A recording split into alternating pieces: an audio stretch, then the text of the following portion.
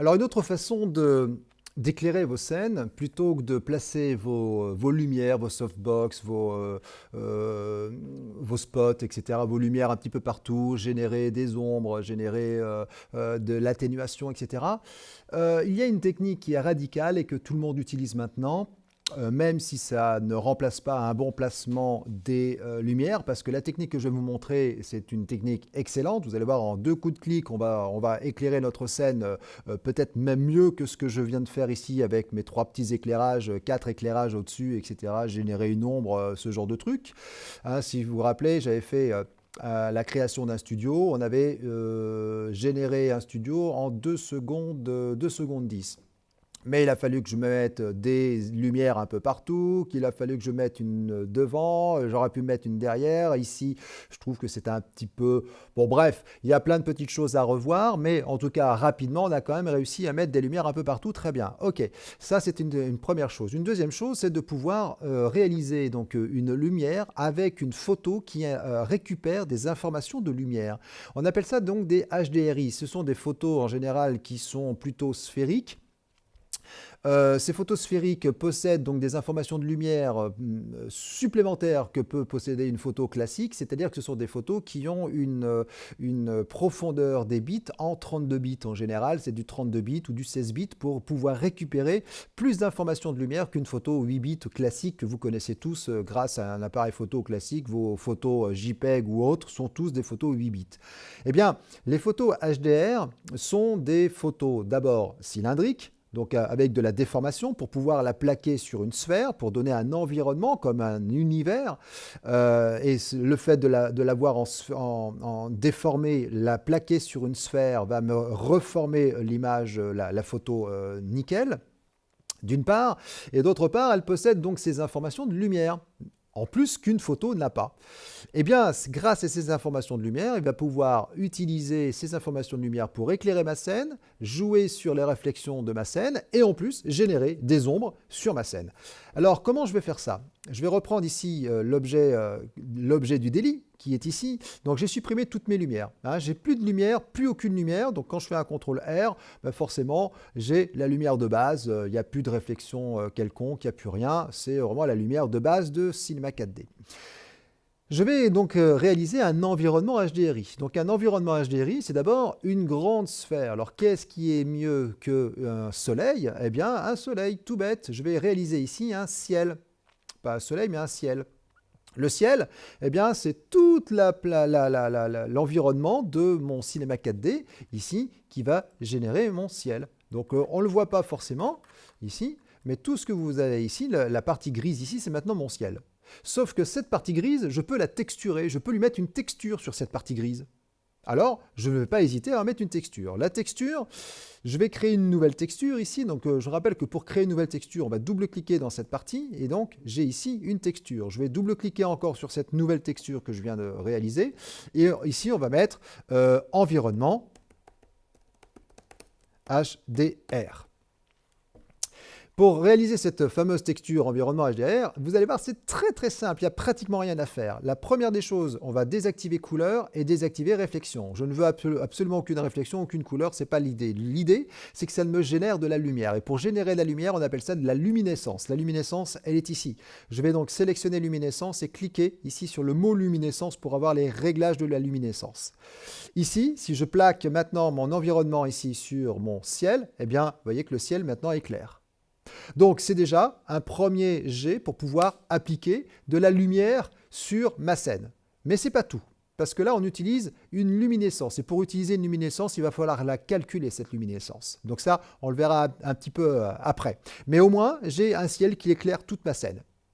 Alors, si c'est pour faire ça, autant utiliser, comme on l'avait fait tout à l'heure, autant utiliser une lumière en mode, ici, une lumière en mode généralité ici, éclairage ambiant, ça fera l'affaire aussi. C'est la même chose. Hein, c'est à peu près la même chose. Bon, donc on ne va pas faire ça. Pourquoi j'ai réalisé ça? Parce que, comme c'est une texture, je peux plaquer des photos. Et les photos, eh bien, on va se récupérer un HDRI. Alors les HDRI, enfin les HDR ou HDRI, eh bien, vous pouvez en trouver partout sur le net, des gratuites et des payantes, évidemment. Alors, je vous ai ici concocté un petit site internet très sympa où vous avez plein de HDR. Alors, ça s'appelle hdrlib.com et là, vous avez des tonnes de HDR. Alors, il y a plein de trucs. Alors, c'est souvent des photos, évidemment, des photos déformées, hein, comme je vous l'ai dit, déformées pour qu'elles puissent se placer sur un environnement sphérique. Donc, dans notre cas, ça sera notre ciel. Et si je sélectionne au hasard ce HDRI, ben voilà un petit peu l'idée d'un éclairage HDRI sur un objet mat et un objet brillant. Donc vous voyez que sur l'objet brillant, eh bien, il y a toutes les réflexions de l'univers, donc de l'environnement qui se reflètent directement dessus. Vous voyez qu'il y a bien des ombres et il y a bien de l'éclairage sur les objets. Donc c'est l'idée, c'est le HDR qui nous propose ce genre de choses. Et le HDR, il est composé de quoi? Eh bien, il est composé on va dire 1, 2, 3, 4, 5 et je vois peut-être une sixième, 6 photos. Est-ce que celle-ci, ce serait pareil? 1, 2, 3, 4, 5, 6 peut-être. Donc on a une lumière, très foncée ici, une lumière moyenne, une lumière moyennement foncée, une moyenne et ici, lumière très claire. Donc c'est 1, 2, 3 et 4 photos sont imbriquées ensemble pour réaliser donc un HDR. Ils ont rajouté des éléments supplémentaires pour donner de la couleur et puis un petit peu de flou pour donner de la diffusion. Ce qui donne au total cette photo-là. Donc on a toutes les photos qui sont fusionnées en ce qu'on appelle HDR. Donc dans Photoshop, on appelle ça une fusion HDR pour réaliser donc une photo en 32 bits. Et là, on a toutes les informations de lumière, c'est-à-dire qu'on a des informations d'ombre extrêmement dans l'ombre, l'ombre très proche du noir, et l'éclairage donc très proche du blanc. Et entre l'ombre et la lumière, eh bien, on a toutes les autres déclinaisons avec la lumière normale, la lumière un peu dans l'ombre, un peu éclairée, etc., plus des informations de couleur.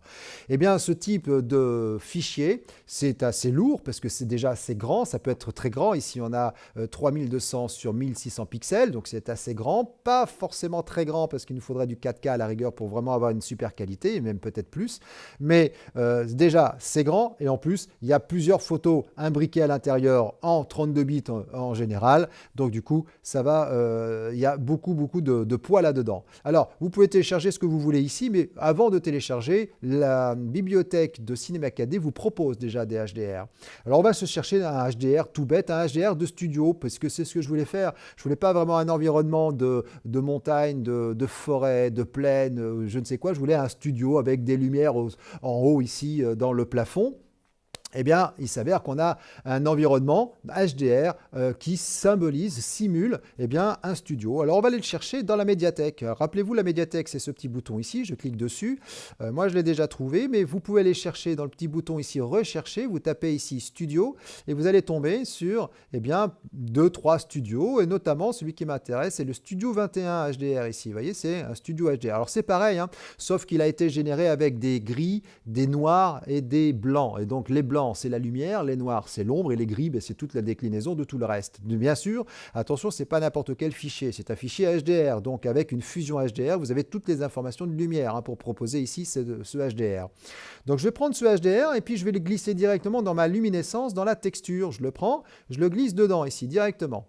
S'il vous pose une question, c'est qu'il va vous proposer de charger cette texture, parce que là, ici, il provient de la bibliothèque de Cinema 4D, mais si vous avez téléchargé une HDR dans ce site-là, eh bien, vous allez faire la même chose, vous allez prendre l'image que vous allez glisser à l'intérieur ici, mais par contre, il va vous poser une question. Est-ce que vous voulez copier l'image sur la racine du fichier, ou est-ce que vous voulez laisser l'image dans le dossier d'origine de l'image? Alors moi, en général, je fais non, je ne copie pas, sinon vous allez avoir doublement les images sur votre disque dur. Donc je ne les copie pas, je fais non. Si vous posez la question, vous faites non.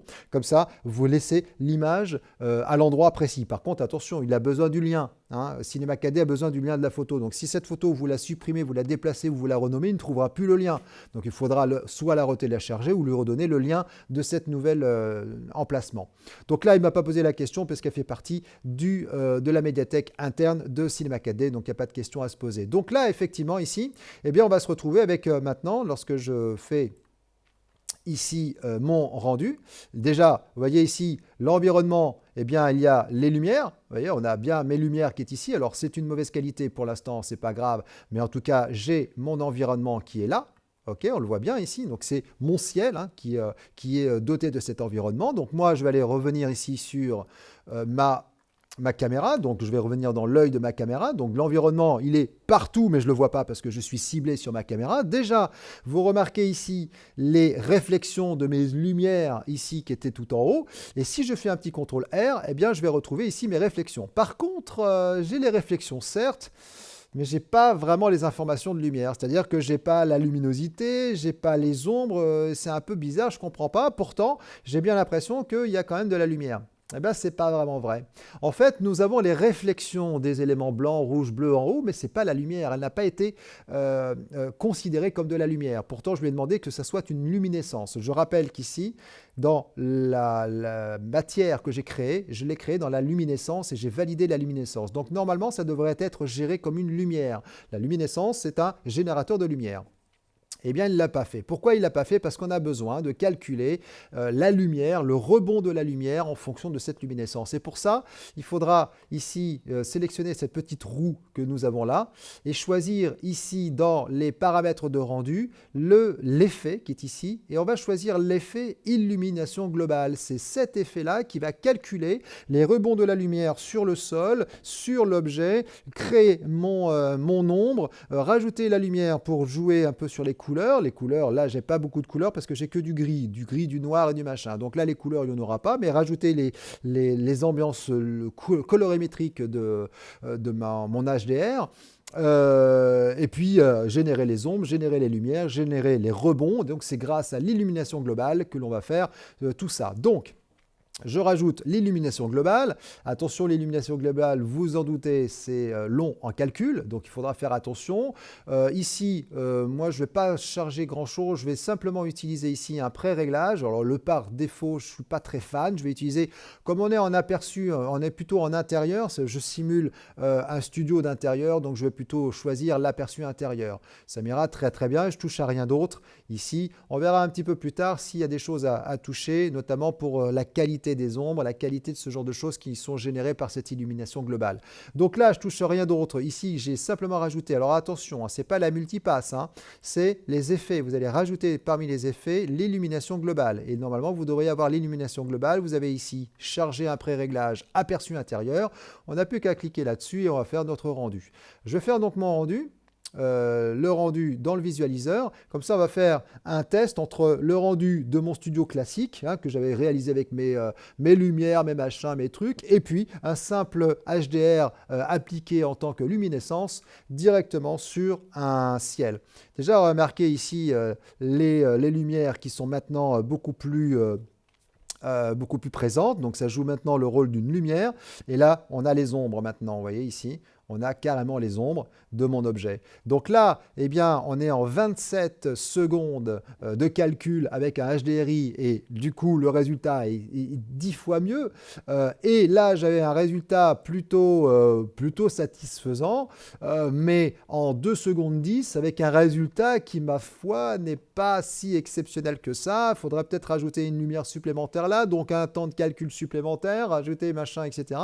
Du coup, on va se retrouver avec des temps de calcul de fou, des placements de lumière super précis pour donner ce que l'on veut, alors qu'un HDR, un bon vieux HDR, est terminé, l'histoire est pliée. Alors bien sûr, après, si vous voulez rajouter un petit peu plus de lumière, rien ne vous empêche de revenir ici dans l'environnement, puisque je rappelle que la lumière, c'est la luminescence qui génère ça. Je vais sélectionner ici l'image, et là, vous avez des réglages de l'image, et vous allez pouvoir jouer sur l'exposition en mettant une exposition de 1,4, déjà, ça va booster un petit peu plus. Je vais refaire ici mon rendu. Vous allez voir qu'avec une exposition de 1,4, on va être beaucoup plus éclairé. Rien ne m'empêche de rajouter une lumière supplémentaire. Qu'est-ce qui m'empêche de rajouter une lumière supplémentaire? Rien, puisqu'elle sera aussi calculée, hein, parce que je rappelle que l'illumination globale va calculer la luminescence, mais je peux très bien rajouter une lumière supplémentaire pour faire une ombre supplémentaire sur le côté ici. Vous voyez maintenant avec une intensité un petit peu plus importante. Vous voyez, intensité à 0, en tout cas l'exposition classique, et là l'exposition à 1,4. On retombe un petit peu sur l'esprit que j'avais choisi ici, sauf que bah, là, on gère un petit peu moins les lumières. C'est-à-dire que si cette lumière-là, je la voulais un petit peu plus derrière, je ne pourrais pas parce que c'est une photo. Donc là, je gère beaucoup moins ma lumière. Mais franchement, 27 secondes pour calculer ça avec un résultat ben, super satisfaisant, hein, vraiment super. Ou ici, 2 secondes 10 avec un résultat, effectivement, je vais pouvoir ajouter une lumière supplémentaire derrière, ou ici, ou là, ou machin. Ouais, mais quand même, c'est un peu plus la galère. Positionner les images, les machins, enfin pas les images, pardon, les lumières au bon endroit, les redimensionner comme il le faut, etc. Bah ouais, ça demande du temps, ça demande de l'expérience. Alors qu'un bon vieux HDR ici, eh bien c'est tip top, nickel, rien à faire. Il n'y a plus qu'à passer votre HDR sur un ciel en mode luminescence. Et n'oubliez surtout pas, par contre, pour générer les ombres, etc., n'oubliez surtout pas ici de rajouter dans les réglages de rendu votre illumination globale. Après, choisissez un aperçu intérieur ou autre, ça on verra un petit peu plus tard, mais en tout cas, ici, eh bien, vous avez une super rendu d'une simple sphère toute bête avec une texture qui m'était proposée directement dans Cinema 4D, une texture de peinture de voiture, un HDR, et puis bah, basta, rien à faire.